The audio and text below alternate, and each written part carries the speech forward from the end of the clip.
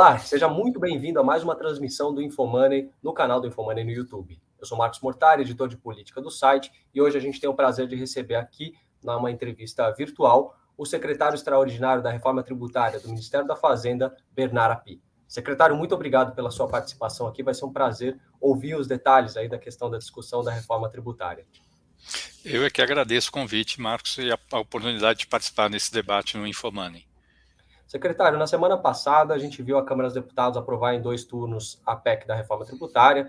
Lá no finzinho, aí, antes do recesso parlamentar, foi possível uma construção e um amplo apoio, né? A votação foi muito expressiva a favor da PEC que já vinha sendo discutida e o senhor é um dos autores dela. Eu queria entender a sua avaliação, a avaliação que o senhor faz da aprovação, né? Muita gente falando que, de fato, foi um evento histórico, né? Uma discussão que vinha se arrastando há décadas aqui no Brasil e tem elementos importantes como a simplificação, né? A unificação de tributos, a migração da cobrança por fora para o destino, né? Da cobrança por dentro, por fora, da origem para o destino, o fim da cumulatividade, enfim, tem uma série de pontos aí que trazem algumas melhorias, mas também há alguma avaliação também de que o texto poderia ter sido um pouco mais progressivo e com um pouco menos de concessões setoriais. Qual que é o saldo que o senhor faz da versão que foi aprovada pelos deputados? Eu acho que o saldo é bastante positivo. Obviamente, a questão das exceções, a gente gostaria que tivesse menos. Foi o que foi necessário para viabilizar politicamente a reforma. Mas se você for pensar no desenho geral, o avanço é absolutamente cavalar em relação ao que a gente tem hoje. Em vez de ter um sistema tributário com a fragmentação enorme da base de incidência, a gente vai passar a ter, na verdade, 2 IVAs que têm uma única legislação. Então, na prática, é um IVA dual, é um único imposto com uma parte federal e uma parte dos estados e municípios, com base ampla de incidência. Tributação no destino. Vai acabar com todos os benefícios fiscais dos tributos indiretos que existem hoje no país. Vai ter um sistema de cobrança extremamente simples, que vai ser totalmente eletrônico e não cheio de casos específicos, regimes especiais, como existe hoje. Então, acho que desse ponto de vista foi um avanço muito grande. O efeito, em termos de corrigir as distorções que tem hoje, também foi muito grande. Então, só para pensar, as distorções que a gente tem hoje, complexidade, avança enormemente em termos de redução da complexidade. Litígio, a gente vai ter regras, uma única regra para todos os tributos e vão ser extremamente simples, com poucas exceções. Tributação de investimentos, deixa de ter tributação de investimentos. Tributação de exportações, deixa de ter tributação de exportações. Distorções alocativas que tem hoje, por exemplo, é muito mais barato fazer um prédio de concreto armado do que um prédio com estruturas pré-fabricadas, vão deixar de existir. Incentivo fiscal para que caminhão dê uma volta pelo país simplesmente para economizar tributo. Tudo isso vai deixar de existir. Então, acho que o avanço foi muito grande. O último problema que tem hoje é distorções de preços relativos. A tributação distorce enormemente os preços relativos, manteve alguma distorção de preços relativos por conta dos tratamentos favorecidos que entraram, mas perto do que hoje é muito menos do que tem hoje. Então, acho que o avanço foi relevante, sim, nessa discussão no Congresso Nacional. Secretário, nessa terça-feira que a gente está conversando, o ministro da Fazenda, Fernando Haddad, tem uma reunião marcada com o presidente do Senado Federal, Rodrigo Pacheco. Quais são suas expectativas para agora essa etapa da tramitação da PEC no Senado? O que pode mudar no texto? O que o senhor tem sentido aí de resistências possíveis? Como tem sido a receptividade entre os senadores? Eu acho que ainda é cedo para saber o que vai mudar. Acho que é natural que o Senado discuta as questões federativas, mas a gente tem visto muito zum aí, muitas falas sobre a reforma tributária, mas efetivamente eu acho que ainda tem um trabalho de explicar para os senadores o que foi aprovado na Câmara. Uma parte daquilo que a gente vê que aparece aí no debate político talvez seja até por desconhecimento do que foi aprovado na Câmara. Então, acho que tem primeiro um trabalho de explicação do que foi aprovado na Câmara para os senadores e depois vai ter o debate no Senado Federal. O Senado Federal é soberano e ele vai decidir como ele vai querer tratar a matéria. É muito cedo, eu acho, para avaliar o que vai mudar no texto. O senhor falou, chamou atenção para a questão federativa, obviamente, né, por conta da natureza do Senado. A própria ministra Simone Tebet recentemente disse aí que um dos pontos de atenção aí durante a tramitação é justamente como que vai ser contemplada a questão dos estados, principalmente os estados menos populosos e produtores, né, por conta da nova lógica aí de tributação. Quais são seus pontos de atenção nesse aspecto federativo durante a tramitação do Senado? Eu acho que tem dois pontos principais que vão surgir no debate no Senado. Um deles é a questão da distribuição do Fundo de Desenvolvimento Regional, que o texto aprovado na Câmara deixou para a lei complementar. O segundo é da governança do Conselho Federativo. As outras questões, eu acho que estão. Lógico que o Senado pode mudar, claro, mas do ponto de vista do impacto da reforma sobre as finanças dos estados e municípios, tem esse modelo de transição muito longa, ao longo de 50 anos, que não tem nenhuma relevância para os contribuintes. Isso é simplesmente na distribuição da arrecadação para os estados e municípios. Então, tem essa transição muito longa e ainda com um seguro-receita, uma parcela de 3% da parcela distribuída pelo destino, que serve para compensar aqueles entes que têm maior perda em termos proporcionais de participação no total da arrecadação, de forma que mesmo no final dos 50 anos, você ainda tem um limite de perda de participação no total da arrecadação. Isso mitiga muito o efeito da reforma sobre aqueles entes que perdem participação no total do bolo da arrecadação, e certamente esse efeito vai ser mais do que compensado ao longo desse período pelo efeito positivo da reforma sobre o crescimento. Então, acho que o desenho está bem feito na Câmara. Obviamente, o Senado pode discutir tudo, pode discutir parâmetros, pode discutir o próprio modelo, mas eu acho que esse desenho já mitiga muito o efeito sobre aqueles entes que têm redução no total de participação no total da arrecadação. Mas, como eu disse, o Senado tem autonomia para discutir todas as características do texto aprovado na Câmara dos Deputados. Tem Secretário, um um ponto ponto que importante, pode falar, fica à vontade. que eu tenho repetido ultimamente, mas acho importante. As pessoas ficam falando muito do Conselho Federativo como um órgão superpoderoso, com muito poder político. Não é verdade, queria deixar isso claro. O Conselho Federativo ele vai ser um órgão técnico, ele vai editar o regulamento do imposto, ele vai operacionalizar a arrecadação e a distribuição da arrecadação, mas isso é um algoritmo. É possível até que a gente tenha fórmulas na lei complementar e ele vai ter que simplesmente montar um sistema em que essas fórmulas vão ser incorporadas dentro do sistema na forma de um algoritmo. Então ele não vai ter poder nenhum, ele simplesmente vai operar um algoritmo e vai ter que fazer isso. O resultado vai ser da distribuição da receita para os entes vai ser automático. E ele vai interpretar a legislação, que sempre acontece. Como a legislação mais simples, como a que vai ter agora, os problemas de divergência de interpretação vão ser muito pequenos.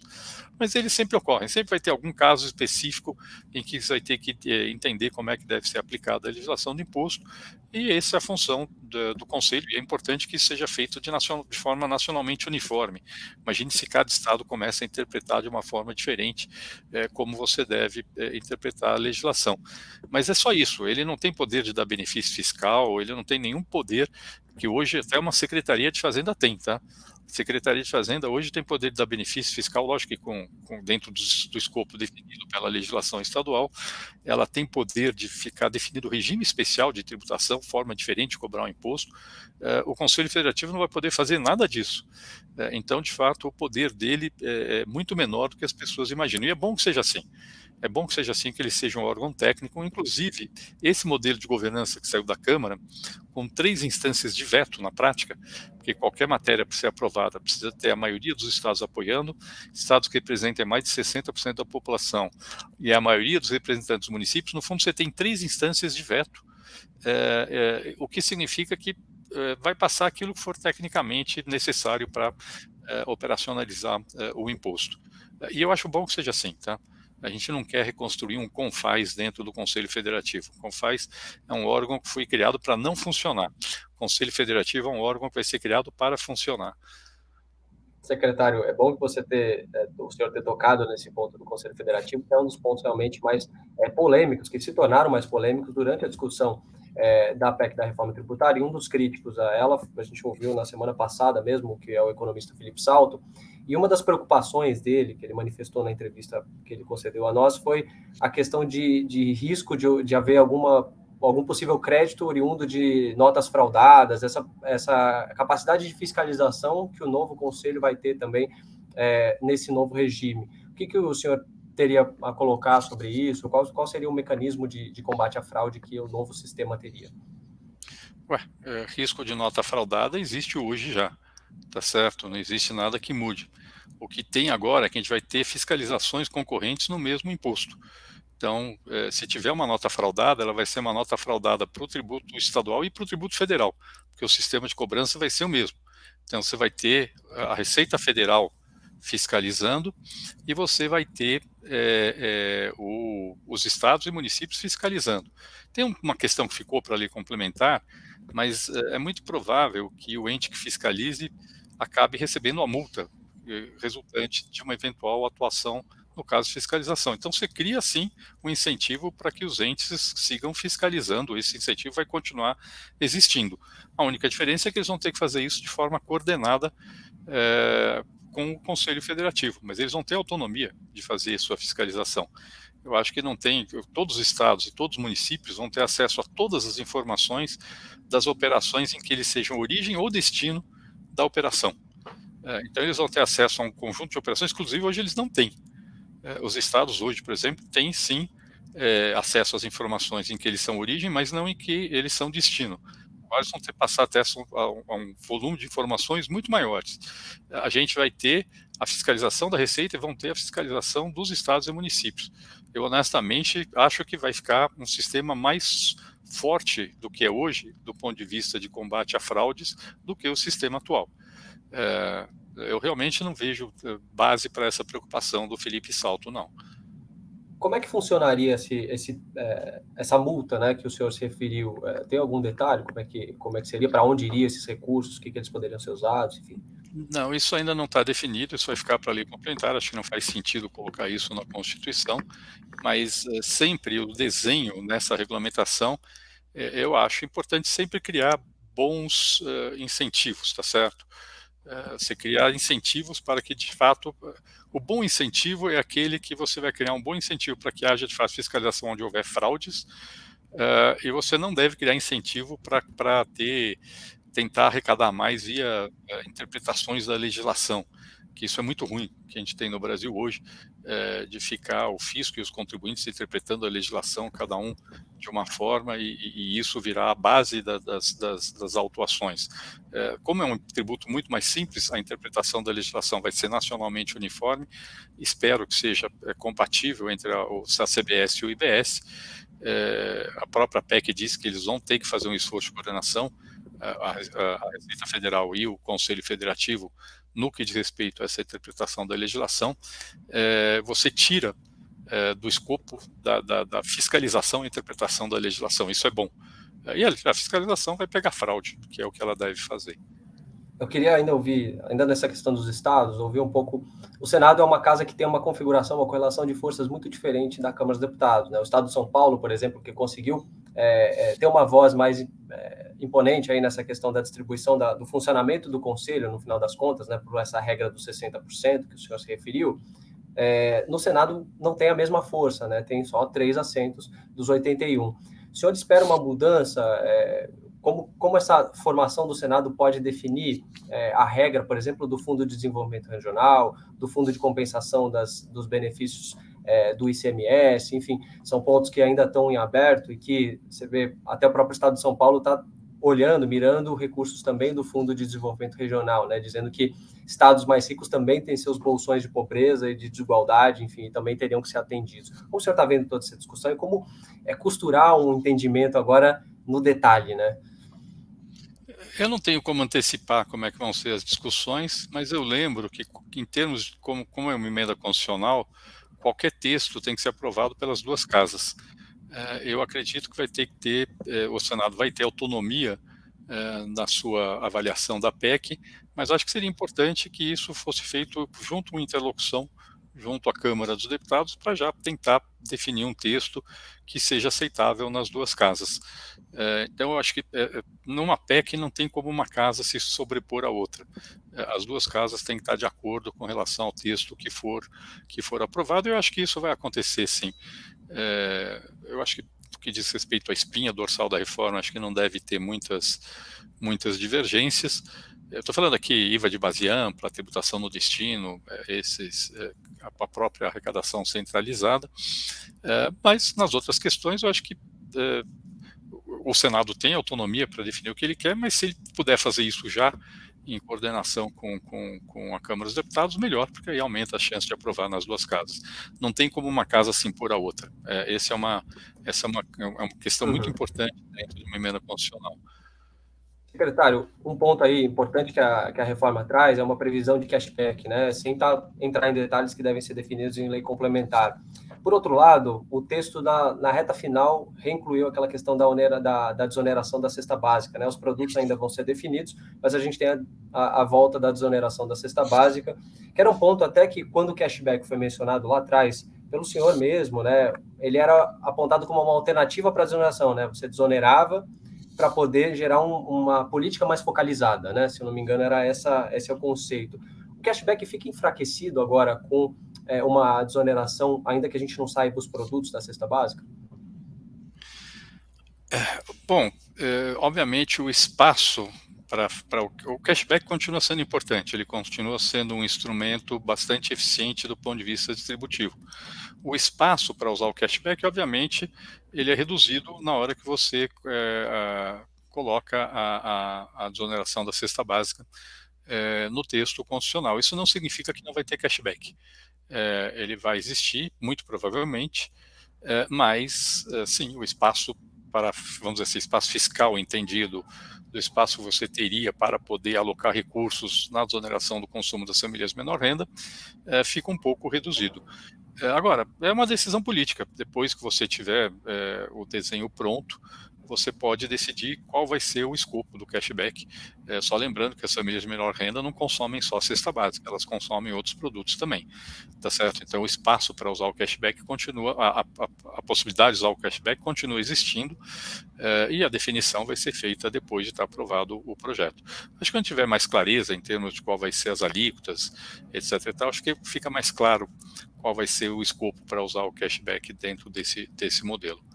Importante que o senhor tocou na questão das alíquotas. Eu vi em outras participações suas, em entrevistas, enfim, um comentário sobre as regras, né? O que vai nortear, mais ou menos, essa avaliação, o que vai pesar para a definição das alíquotas. Eu sei que ainda é muito difícil estimar esse percentual, né? Muita gente falava em 25% com a regra anterior, né? Algo um pouco mais baixo disso, o senhor mesmo. Eu queria entender o que o senhor está esperando, mas quais são os elementos que vão influenciar nessa alíquota ser maior ou menor dentro do texto que foi aprovado pela Câmara dos Deputados? Eu acho que os dois elementos mais importantes, existem outros, mas os dois mais importantes de um lado, a quantidade de regimes favorecidos que tiver previstos dentro da PEC. Esse é o resultado de uma opção que foi feita. A hora que você fez a opção de colocar na própria emenda constitucional que só teria uma alíquota, exceto os casos previstos na Constituição, e que não teria benefícios fiscais, exceto os casos previstos na Constituição, você trouxe toda essa discussão setorial para dentro da discussão da Constituição.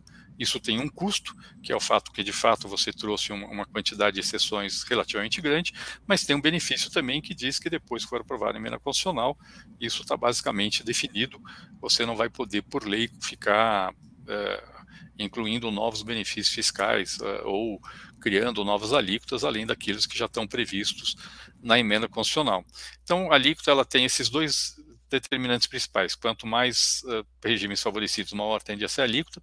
Por outro lado, quanto menor o que a gente chama de gap de conformidade, menor tende a ser a alíquota. O que é o gap de conformidade?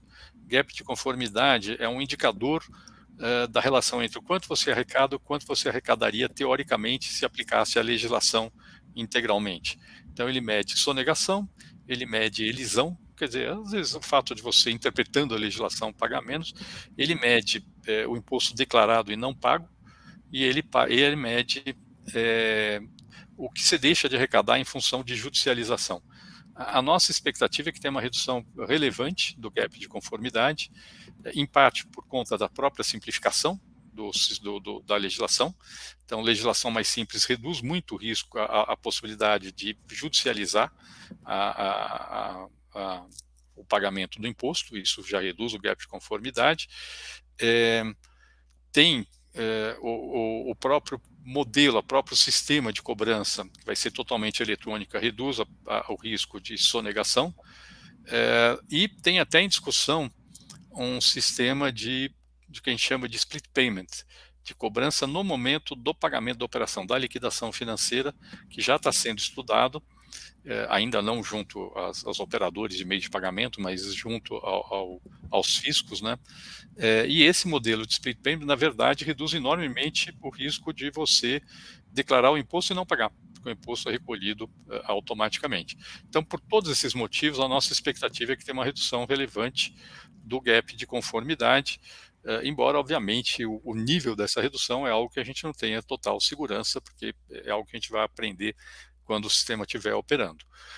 Mas o efeito, o que eu posso dizer é que tem esses dois efeitos. De fato, a nossa estimativa é que se não tivesse nenhuma exceção, a alíquota seria menor do que, um pouco menor do que 25%. Sempre lembrando que é 25% do preço sem imposto, tá? Às vezes as pessoas aqui no Brasil pensam que é 25% do preço com imposto, que é o nosso modelo atual. Não é 25% do preço sem imposto, que é 20% do preço com imposto. Então, a nossa estimativa é que seria um pouco abaixo disso, se não tivesse nenhuma exceção. Obviamente, com os tratamentos favorecidos foram dados, ela subiria acima dos 25%, e com a redução do gap de conformidade, ela tende a ser reduzida. O efeito líquido, a gente ainda não tem certeza absoluta, a gente tem modelos de projeção com base em hipóteses, mas a gente não tem como ter certeza absoluta do que vai acontecer. Mas o fato é que tem todos esses fatores que são importantes aí na determinação da alíquota. O que é certo é que a alíquota vai ser fixada de forma a manter a carga tributária atual. Isso está no texto da Constituição. Então, não vai subir a carga tributária, nem vai cair, pelo menos num primeiro momento, a carga tributária sobre o consumo. Quem sabe, no longo prazo, com a economia indo bem, a gente consiga reduzir a carga sobre o consumo, mas nesse momento isso não é possível. Legal. Secretário, eu tenho muita dúvida de gente que eu conversei sobre o funcionamento da Zona Franca de Manaus. Como é que vai ser o benefício na prática para garantir o funcionamento da Zona Franca?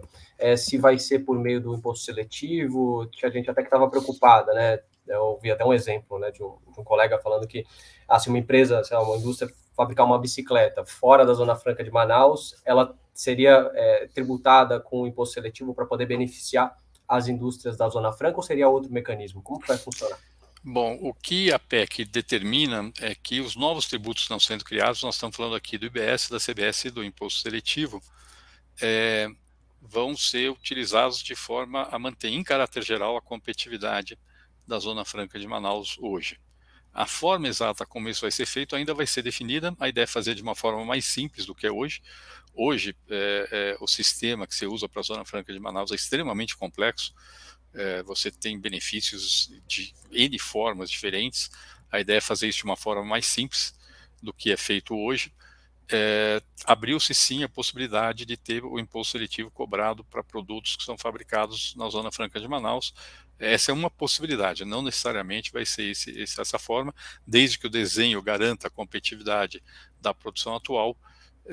A forma exata ainda pode ser definida, mas existe sim essa possibilidade de que você cobre imposto seletivo sobre produtos que são fabricados na Zona Franca de Manaus, caso eles sejam fabricados em outras partes do país ou importados. Entendi. Secretário, te preocupa muito, quer dizer, mesmo depois de aprovada a PEC, eu sei que ainda tem um caminho longo, a gente está falando de aprovação, sendo que ainda tem o Senado e os textos têm que ser os mesmos das duas casas, mas o fato de ainda haver muita coisa para ser definida por lei complementar, e a gente percebe que todo processo político envolve negociações e concessões naturais, né, da democracia, mas tem uma preocupação de que talvez essa cesta básica definida seja muito extensa, ou essa própria questão do imposto seletivo seja muito leniente com algumas atividades que são claramente prejudiciais ao meio ambiente ou à saúde, enfim, que o texto perca, que a regra perca muito sua efetividade quando a gente entrar nesse grau de detalhe com a lei complementar? Bom, eu acho que eu não acredito que isso vai acontecer, não. Eu acho que a emenda constitucional já define claramente o escopo do que nós temos, ela já limita os tratamentos favorecidos que vão ter. Então, eu honestamente não vejo muito risco de de isso acontecer. Vamos pegar os pontos que você colocou aí. Imposto seletivo, assim, por enquanto a gente está, todas as nossas contas até agora, a gente está fazendo considerando a manutenção da carga atual sobre fumo e bebidas alcoólicas, tá? Isso com certeza vai estar dentro do imposto seletivo. A outra pergunta que você fez, qual foi mesmo? Sobre... Cesta básica, né? Se tiver Então, um cesta detalhamento básica. do nível que a gente tem Então, hoje, né? Por exemplo, cesta almoço. básica, o que vai estar dentro dessa parte da cesta básica com alíquota zero vai ser definido pelo Congresso, mas, de novo, aí acho que a gente vai ter que colocar na mesa o impacto que tem diferentes opções sobre a alíquota cobrada dos demais produtos, e o Congresso vai definir, em bases informadas, o que deve entrar nessa cesta básica que vai ter alíquota zero. O que é importante neste momento é ter informação, tá certo? Eles tendo informação, talvez a gente não saiba a alíquota, mas talvez a gente sabe o impacto sobre a alíquota de diferentes alternativas. Isso é mais fácil de estimar do que propriamente a alíquota em si.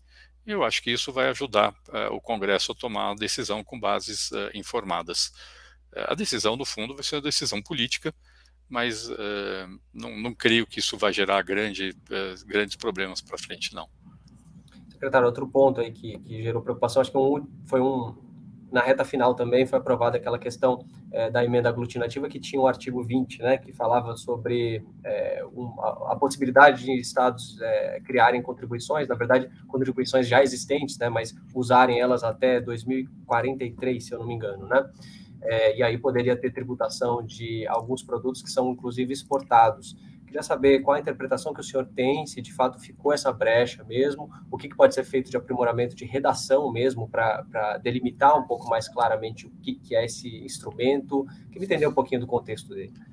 Essa redação foi incluída por uma decisão do Parlamento, de fato, na fase final da votação. O que tinha na penúltima versão, antes da última versão que foi votada, o que acontece? Vou tentar explicar isso um pouco melhor. Hoje, alguns estados têm fundos estaduais que são financiados por contribuições, vamos dizer, entre aspas, voluntárias das empresas em troca do diferimento de ICMS. No caso do FETAB de Mato Grosso, né, por exemplo. FETAB de Mato Grosso, Fundersul do Mato Grosso do Sul, é isso. Goiás criou um esse ano, e tem alguns outros estados que têm. O que foi colocado lá foi a possibilidade de manter esses fundos na forma como eles são hoje. Então, a decisão sobre isso deve ser feita dessa forma ou de outra forma é uma decisão que vai caber ao Congresso Nacional. O que eu acho que é importante talvez seja melhorar a redação para deixar mais claro o escopo e deixar claro que é para alcançar aquilo que já é alcançado hoje, que eu achei que é a demanda que foi feita e não para colocar lá um instrumento que pode ser ampliado ao bel prazer dos estados. De fato, a redação talvez precise de algum ajuste, mas volto a falar, não é o governo que decide isso, isso não tem, é o Congresso que define isso. Se o Congresso vai querer manter aquilo que já é cobrado hoje, que de fato tira a competitividade das exportações que hoje são tributadas, já tira hoje, tá? Só deixar isso claro. Isso não é uma coisa nova que vai acontecer em função da reforma tributária. Ou se quer fazer de outra forma, é uma decisão que o Congresso Nacional vai ter que fazer, avaliando o impacto de diferentes alternativas para tratar da questão. Sim, do ponto de vista técnico, a sua interpretação do que está escrito é que exportações poderiam ser atingidas da forma como o texto está definido? Elas já são atingidas hoje, né? Isso que é importante. Tá. Essas contribuições para esses fundos hoje já são um custo, sim, que incide sobre as exportações brasileiras. O que eu acho importante se a decisão, como eu falei, do Congresso definir se mantém ou não mantém, se decidirem por manter, eu acho que seria importante deixar mais claro de que não vai além daquilo que já existe hoje. Mas isso já existe hoje, é importante entender isso, não está se falando de algo que está sendo criado e que não existe hoje. Eu queria tocar nos últimos dois pontos rapidamente também, respeitando o seu horário.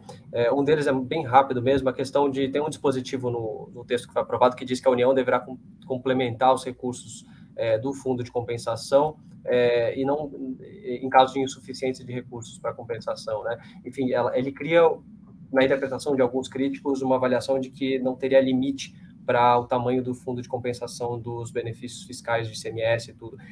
Essa interpretação é válida ou realmente aquilo que está delimitado de quantitativos por ano é suficiente e é definido já claramente recortado no texto? Precisa entender que, na verdade, o escopo é só benefícios já concedidos até 31 de maio de 2023. Não se abriu para novos benefícios. A forma como vai ser aplicado ainda vai ser definido na lei complementar. E mais, precisam ser benefícios que tenham sido concedidos por prazo certo, sob condição, e que tenham cumprido os requisitos para a sua concessão.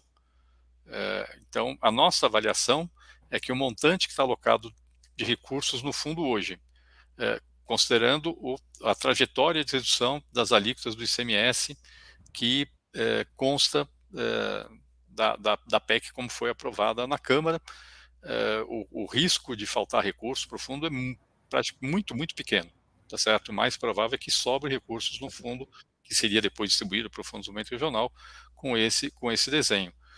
Obviamente a União não está entrando, a gente não entrou nessa, a União não entrou nesse aporte de recursos de fundo de forma irresponsável. A avaliação é que esse valor tende a ser, muito provavelmente, o valor que está lá hoje alocado para o fundo, muito provavelmente será suficiente para cobrir esse custo, tá certo? Mas esse é um tema que pode eventualmente ser aperfeiçoado no Senado Federal. Certo. A última pergunta, rapidamente também. O ministro Haddad ontem falou numa entrevista que o governo pretende encaminhar a segunda fase da reforma tributária junto com a questão do orçamento. O orçamento tem o prazo até agosto, então provavelmente vai ser entregue então em agosto também essa segunda fase. Queria entender o que vai ter além de tributação de dividendos, né, que é um assunto que já vem sendo tratado, o que pode ser contemplado aí, se fundos exclusivos vão entrar também, a questão de mudança do regime. Eu sei que teve uma etapa inicial também da tributação sobre a renda que já foi abordada na própria medida provisória 1171, que trata dos investimentos no exterior, né? Quer saber um pouquinho do que deve ser abordado nessa segunda etapa. Então, na verdade, essa segunda etapa já tem várias ideias que estão sendo discutidas aqui internamente no Ministério, mas como ainda não tem uma posição definida do Ministério, eu não tenho como te dizer o que vai constar dessa segunda etapa.